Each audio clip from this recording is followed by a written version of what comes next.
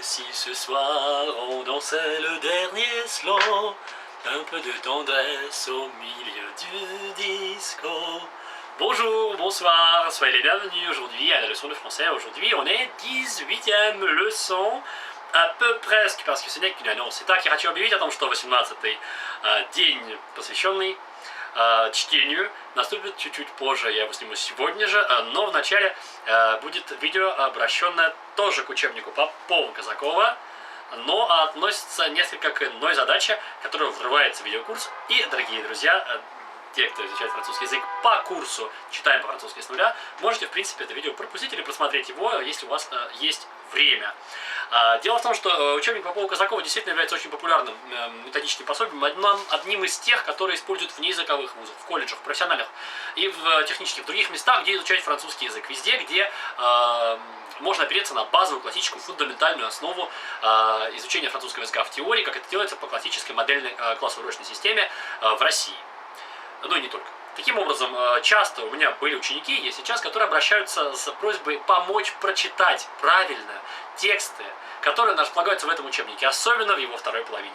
Дело в том, что в рамках нашего видеообращения мы договорились сделать только то, что будет напрямую относиться к эффективности вашего обучения французскому языку в условные минимальные 15 минут в течение каждого дня до конца 30-дневного периода, по истечении которых мы увидим наш школьный уверенный, твердый, настойчивый результат, который мы заслужим. Естественно, вы будете читать по-французски, как мы и договорились, следуйте инструкциям. Но есть промежуточные тексты в этих уроках, которые могут быть очень полезными для очень большого количества абитуриентов, студентов и вообще людей, которые изучают французский язык в вышеупомянутых учебных заведениях России. Поэтому эти тексты я буду дочитывать таким образом, для того, чтобы сделать полный комплект чтения основных текстов Попова Казакова. Что я хочу сделать прямо сейчас?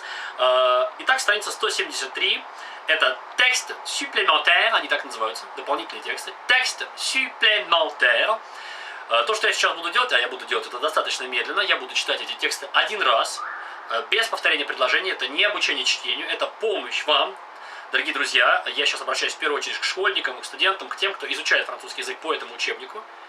Это помощь в том, как правильно читать эти фразы, которые вас заставляют читать дома, еще и под угрозой того, что вам делают не зачет, как это бывает очень часто. Подготовьте меня сейчас к зачету, у меня он будет завтра, через 4 часа ночью. Я готов это сделать. Но знаете, лучше, чтобы вы делали это, насколько это возможно, заранее. Ну и уж если вы ко мне сегодня не попадете, они все сегодня тоже не могут ко мне попасть, потому что у меня тоже немного времени, да и у вас его тоже немного. Есть возможность подготовиться по этому видео. Пощелкайте по паузам, почитайте этот текст, у вас есть вся ночь, ну или ваши 4 часа на подготовку. Итак, страница 173, дополнительные тексты. La page 173, les textes supplémentaires. Les fêtes traditionnelles françaises.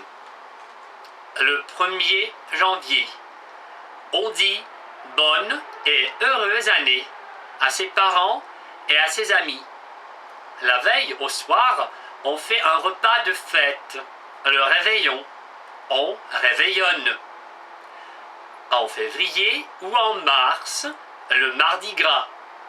C'est l'époque des défilés de carnaval. On se déguise, on fait des crêpes. En mars ou en avril, Pâques. C'est une fête religieuse en mémoire à la résurrection de Jésus-Christ. Jésus-Christ. Кому интересно, Иисус Христос будет Jésus-Christ, а Христос, Иисус будет Christ, Jésus. Или просто Христос, Christ. Le 1er mai, переворачиваем страницу на 174, la page 174. Le 1er mai, la fête du travail. Il y a des défilés de manifestants dans les rues. C'est aussi la fête du printemps. Ce jour-là, on s'offre des petits bouquets de muguet. En juin, la fête des mères, le 1er dimanche. Les enfants font des cadeaux à leurs parents. La fête des pères, le 3e dimanche. Le 14 juillet, la fête nationale. Il y a des défilés militaires dans toutes les villes, des balles et des feux d'artifice. Le 1er novembre, la Toussaint. C'est la fête de tous les saints. On honore ses morts, on dépose des fleurs sur la tombe de ses proches au cimetière. Le 25 décembre, Noël. Le 25 décembre, Noël. C'est une fête religieuse, mais c'est aussi pour tous la fête des enfants qui attendent avec impatience les cadeaux que doit leur apporter le Père Noël. Закончили. Дальше следуют два текста, не очень любимые для людей, которые не изучают французский с коммуникативной точки зрения, по понятным причинам. Этот текст достаточно трудный теоретический, но он очень нужен для вас, дорогие студенты, школьники, которые изучают этот учебник в неязыковых вузах или школах. Итак, la Marseillaise. C'est l'hiver de 1792. Roger de Lille, jeune officier français, se trouve en garnison à Strasbourg. C'est un jeune compositeur de talent. C'est un jeune compositeur de talent. Il va voir souvent le maire de la ville, Dietrich, qui partage son enthousiasme pour la Révolution. Un jour, Dietrich demande à Roger de Lille de composer un chant pour la prochaine fête de Strasbourg. Roger compose l'air et les paroles, et les porte chez le maire. La fille aînée de Dietrich se met au piano et le jeune officier chante. Aux dernières strophes, tout le monde applaudit. Le nouveau chant, exécuté quelques jours après à Strasbourg, vole de ville en ville. Le peuple de Marseille le chante au début et à la fin de ses réunions politiques. Les bataillons de volontaires marseillais le chantent en se dirigeant vers les frontières nord-est pour défendre leur patrie en danger. Depuis, le chant de Roger de Lille s'appelle la Marseillaise. La Marseillaise devient l'hymne national par un décret du 14 juillet 1795, mais ce décret n'est réellement appliqué que le 14 février 1879. Tredje texte, le maire de La Rochelle parle de la célébration du 14 juillet dans sa ville. Oui, le 14 juillet à La Rochelle, c'est comme partout en France, un jour de la fête nationale. Alors, il y a des habitudes, et chaque année, il y a des choses un petit peu nouvelles. Les habitudes, ça commence par la revue.